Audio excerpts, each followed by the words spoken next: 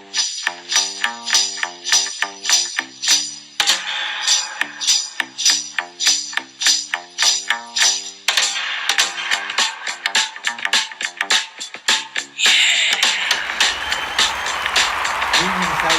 once again, everybody.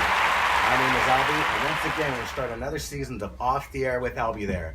Today we have a very special guest, local icon and longtime skate residents here at the Hermosa Beach, South Bay area, and a longtime resident here of ET Surf. I'd like to welcome our dear special guest, Mr. Kevin Worm Anderson. How you doing, Kevin? Glad to have you with us today and to let you use your surf shop and to let us do our interviews. It really means a lot to me, man. Right. So, going on that, I mean, I'd like to start this interview and just kind of pick your brain on a lot of your history and your merit with your involvement in skateboarding. You've seen a lot, and to see where skateboarding is at today, I'm sure we have a lot to talk about. Right on. First and foremost, when did you get involved in skateboarding? When I was 4 years old. 4 years old. Yeah, basically what got me into it was the first Gidget movie ever made. I remember her. Yeah, a little bit of Gidget. I wanted to be the moon guy. Basically what it did to me seeing that movie, it just got me interested in surfing. Okay. But being 4 years old and 20 miles from the ocean, it was pretty much impossible for me to get there. And what made it even worse is that same Christmas, which I was just turning 4, my sister got a surfboard. Oh wow, she beat you to it. That's what I wanted. So you always wanted to do what your big siblings were doing, and therefore when she got it first, you would have done anything to kind of. Was it kind of like you're trying to? Disappointed.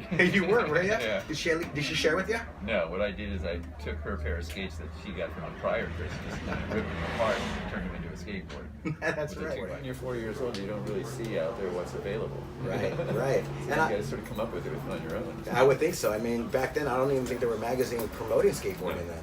It says a lot. Because the story seems to be the same out of everybody. Right. They used a 2x4, they used the metal skates, they nailed it together, and they took the first run down the street and they hit the manhole covers. Explain to us your first day of making your first board and carving it out, actually getting your first prototype. Was it something to remember by, or was it something that lasted a long time, or did you keep going back to the drawing board and going, man, I just keep getting your ingenuity? It was something that just came from seeing the movie. That made me just really get into it and want to make a surfboard, but I had no ocean, so I had to make my own surfboard just for land. Right. Oh. You know, and then you fly through the air, you get your scrapes and scratches, and you get back on it, and you try it again. I'm sure you definitely took your bumps and bruises along the way. Oh, yeah. Are you still skating to this day? Yeah, just not as much as I would like to, but... You know what, I have a fun story to share with you because there was a time that we actually had a skate session together. And it was here locally in the South Bay area at Redondo High School, just south of this surf shop. You might remember it. Now, they were transmissioning, I think they were redoing the pool, and it was empty for a few months. Yeah. And me and a few other friends were in there. We were there before you. We were starting our little ride, and sure enough, here comes a guy climbing this maybe 12-foot pole, and he's rappelling it, throwing his board over, and you jumped over, and you told me that you rolled your ankle? I actually broke both my heels. Oh my God. And I, looking in the pool and looking up and seeing Kevin jumping this fence, I was like, you gotta be kidding me. Like, this guy, it just did not fit the prototype that we were looking at that day.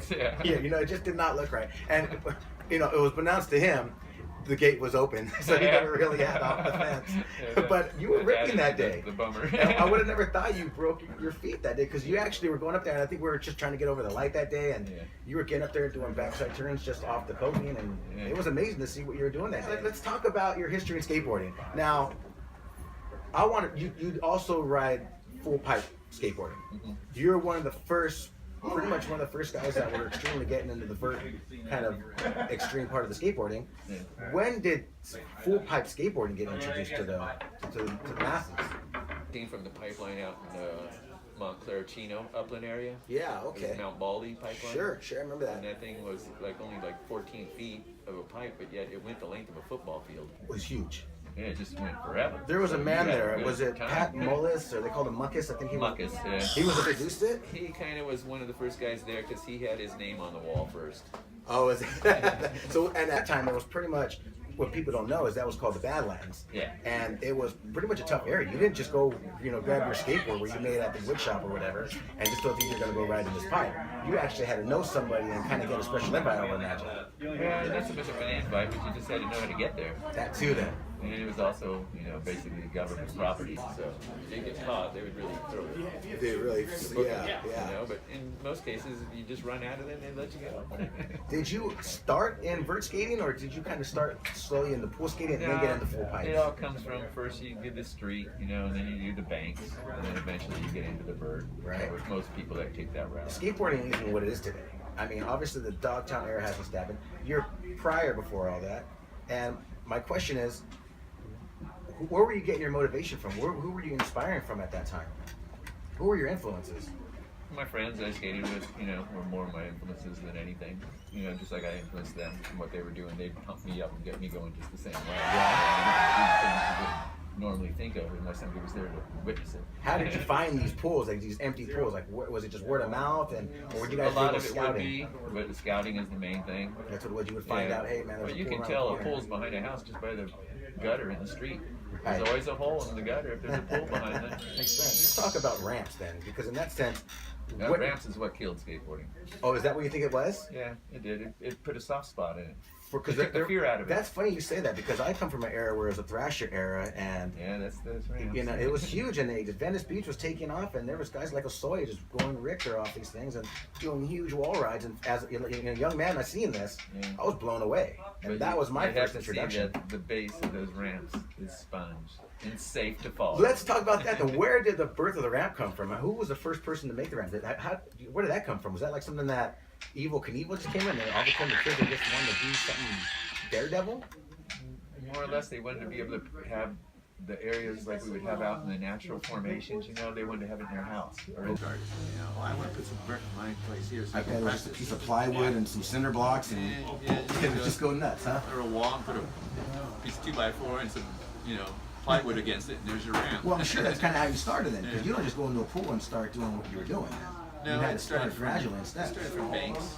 Ah, The banks and the channels that had sort of transitions in it instead of clicks. And you're really surfing these Yeah, you things at this pretend you're time, surfing huh? on concrete. So your influence in surfing played a big part in your skateboarding. Right. And now you became a professional skateboarder at what age? I guess that was either 17, 18. And who were you riding for at 18 years old? I was running for ET surfboards and ACS trucks Ah, okay. and companies that were just out then, like Kryptonic.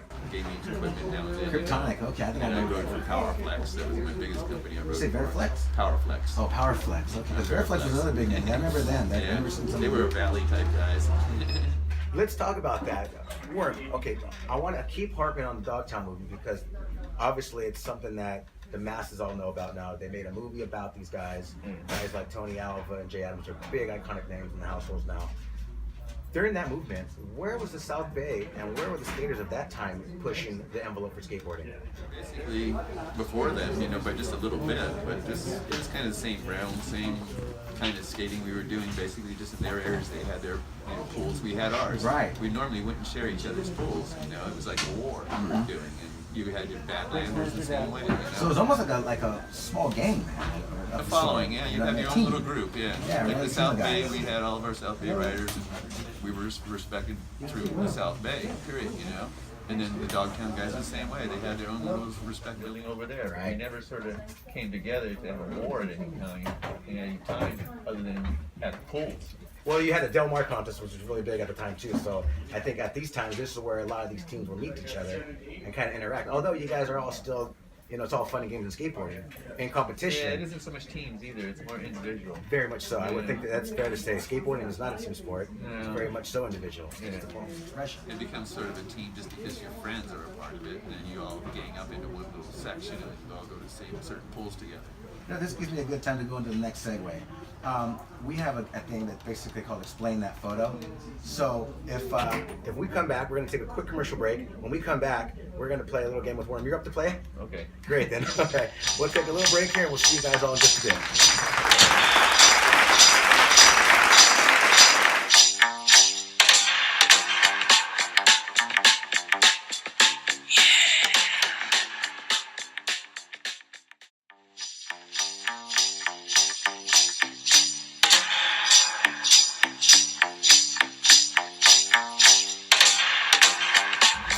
We're back here with Kevin the Worm. And can I call you Worm?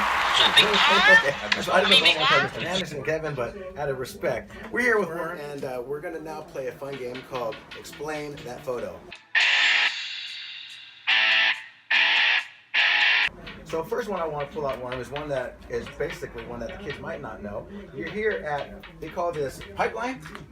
Yeah, pipeline. This is a pipeline here where it looks like you're doing pretty much oververted there. And this board, is this one of yours that you made as well?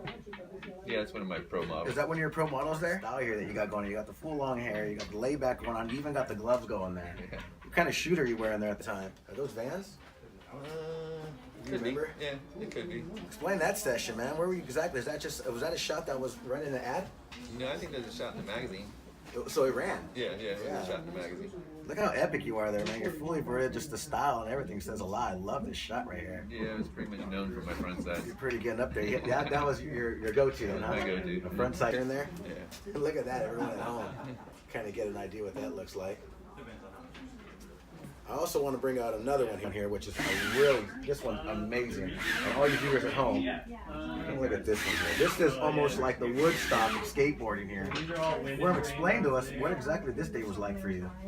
Yeah, it was pretty incredible. Skating in front of 300,000 people. That's a lot of people for a skateboarding event. I mean, was that for skateboarding? What exactly is going It on was there? actually the California Jam 2. It The was Jam a 2? concert. Yeah, Okay. It was a concert that had like 40, 50 bands involved, and it went on for a long time. An outside festival. I was actually not even supposed to be there. I was just supposed to be out in that crowd watching the music. It's pretty epic, man. Look at your gear. You That even was the got your California helmet. Freeformer team is what it was. This I is- wasn't even a part of it. That was the team that Ty Page and a few other groups. Who was the photographer that got the shot? Do you recall? I think it was Hazel. I think his name was Hazel. It's a pretty radical shot, though. I just love everything about it because you're just so verted with the ramp right here. I mean, they don't even make ramps like this no more, do they? Not really, no. Seemed Plexiglass. like that, yeah. Oh, plexiglass. It's not so savage. I love that one. Going on here, we're going to keep moving here. I keep loving this one. This is one of my favorites. Now, being at ET, you're even wearing the ET kind of shirt here. Lipstick, yeah. Yeah, you got that going. Your style there, you got the Easy Rider headband. Your hair's flowing. The chicks are loving you down here at the bottom of the pipe. You're just the man Unfortunately, here. those are the guys. Oh, those are dudes, guys and dudes. Just a total barge ride going on here. Do you remember this Arizona. day? That was in Arizona. You know, some say that people think pipe skating started in Arizona. Is that true? No. It definitely started in the Badlands then. Yeah. There we go then. You heard it here. It's confirmed. But this is a great shot too. I just see how radical you are right there on that front side. That's such a epic look. Your high socks there and your miscolored match wheels going on there. Yeah, nice Wow. 5.5, 6 inch wide board. That thing is a beast right there. They don't make them that thin anymore, I don't think, Well, man. they do, but That not was many people ride them in definitely that a super situation. banana board. Yeah. You're ripping right here though. I just love this shot right here. This was this ad in, in a magazine. do you remember the magazine that it was in? I Skateboard think it was magazine or something like Skateboard that? World. Might have been either Okay. Skateboard World or Skateboard. Wow, that was definitely, that's before the Thrasher and Trans World era. Oh yeah, they weren't out yet. Wow. That says a lot for you kids back home, you know what I mean? Finally, I want to bring up the one that I really love here. And who's this young man? Oh boy. You remember this guy? That's me at 20. 20 years old. Surfing, looks like he's got his wetsuit on and he's just a young man with his hair just flowing there. Do you know what beach that was on where you took that photo? Hermosa. That's Hermosa Beach there, Hermosa huh? Beach. Yeah, right in front of the pier. How about That's the that, first man? original ET label on that board. That is epic shot right there. Just a walk down history with one. I love it, dude, man. You know, that's so My father took that picture. Oh, your old man was responsible for that one then, huh? Yeah, he was taking Oh, photography about that, classes man. at El Camino. That's for a lot of stuff, but that's a great photo. I obviously test the test of time, you know? So let's Good come back job. here to the shop then. So when and how long have you been working here? You said over 40 years, you said. Yeah, And 46. when and how did you meet Eddie in the first going days and he took you on and said you want a job and you were just like, yeah, or you were looking for sponsorships? Basically, I used to hang out at Greg Knoll, and Eddie was the manager at Greg Knoll, ran the shop down there. Yeah. And the reason I hung out there mainly was because I get free materials out of the lot. You know, Okay. I could make a surfboard for $8, so for then it was a gold mine. Right, you know? right. And so I pretty much learned about the business through that there, you know, doing it just on my own. And then when Greg Knoll closed by mistake. You know, they made a mistake on their taxes, and the government came there and closed it down. Oh, I didn't know that. So we had nowhere else to go, so we all followed Dad. Because after that, you know, he found a way to get a little bit of money, you know, together and open a shop right here on Aviation. Being one of the oldest shops here in Hermosa to this day, right? Yeah, now it is. Yeah, it says a lot. There's a lot of history. I mean, if you look around here, and the viewers at home, when you see, there's just tons of history here. I mean, up in the rafters, you got these surfboards, you got these surf fins. There's a lot going on here, man. And you were here to see a lot of it go through. Yeah, it You didn't know? start this way, that's for sure. That's for It was sure. actually a 2-car garage, and we only had half of it. Is that right? That's how it originally started, was a 2-car garage. Basically. You know, because I came here in the 80s, and I believe this was one of the first shops that I ever walked into.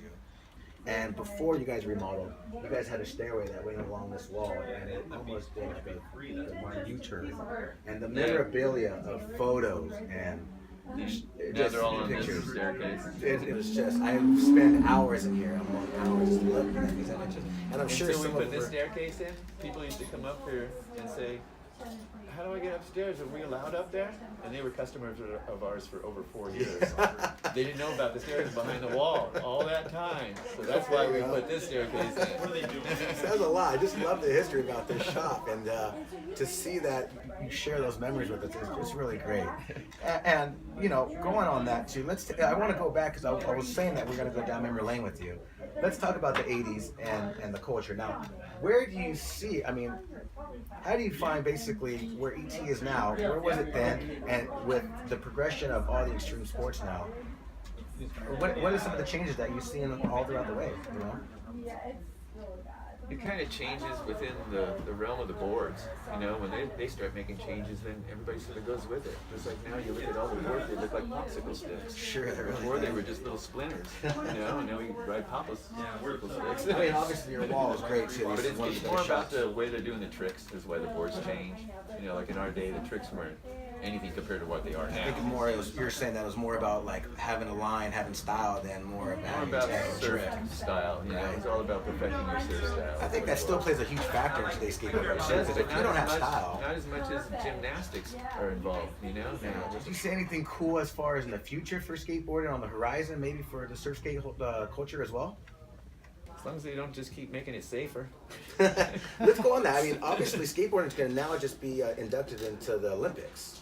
Is that something that you're excited for, or is that something that you feel like maybe is No, you're not too that's comfortable pretty, yet? it's a good thing. Yeah, You know? I think it's a good thing. Yeah, you It's know. amazing because It you gives know, the kids more to strive for. right, You know? right. And now they do the Olympics with the professional people as well as Boom. You know, the whole world's in on it now. Are you excited to see what they're going to do with the Olympics and some of the riders? Oh, I'm are sure do it's it? going to go crazy. You know, think it's it's going to gonna get blow up? more extreme and more extreme as it can get. You know, but they as long as, like I say, they don't start taking some of the fear out of it.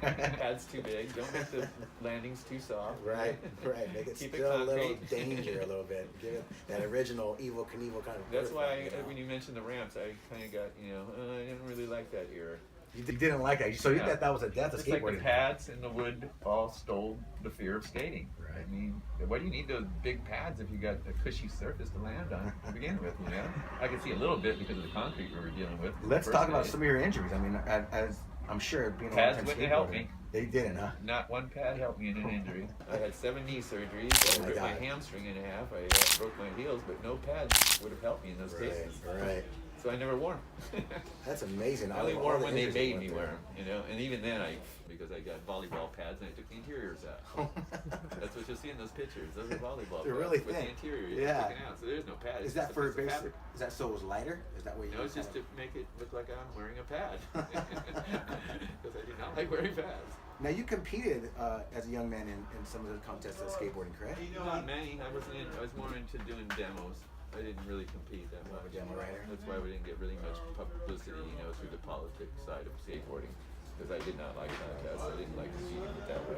I just like to go out there and ride. Right, and to this day, you still feel that way. Then you Yeah. like the kind of the natural flow. Yeah. And like you said, it's not a team sport. Skateboarding is something that's a way of expressing individual art. That's I would right. say, you know. Yeah, it is. You know, I got another game. Would you willing to play with me? It's called basically the hot seat. I want to have a rapid fire sheet with you, and if Okay. you're willing to do it, we can. When we come back from commercial, we'll have another game. Okay, cool. Sounds good. So we'll see you guys. We're gonna take a quick break and stick around.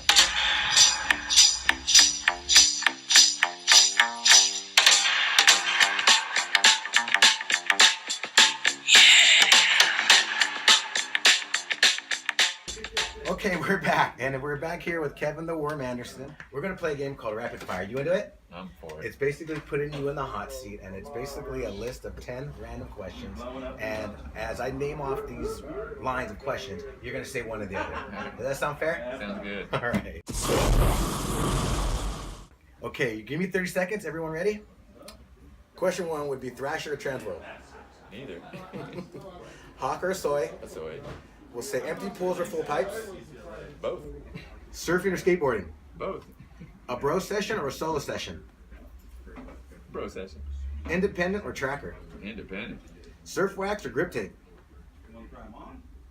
Both again. I can't live without neither. Dogtown or Badlands? Badlands. Vans or Converse? Last one. Vans. Talbot or Jarvis? Talbot. You did good, man. That's an easy one. Well, Kevin, thank you again for joining us on our show today and kicking off our second season. It really is a big pleasure to me, and to be around someone as iconic as someone like you and have the merit as you do in skateboarding really means a lot to me and our guest on our show. Is there any shout-outs or anyone that you want to thank or anyone at home that you'd like to say or anything that you want to say to the camera while we're closing up? Put me on the spot. Yeah. Hi to all my friends and family. I love y'all. That's fair enough. Be sure to come here and check out AT.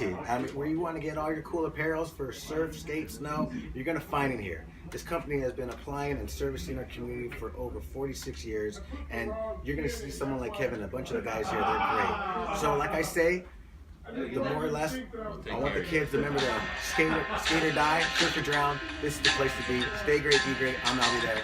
We'll see you guys all real soon. Goodbye.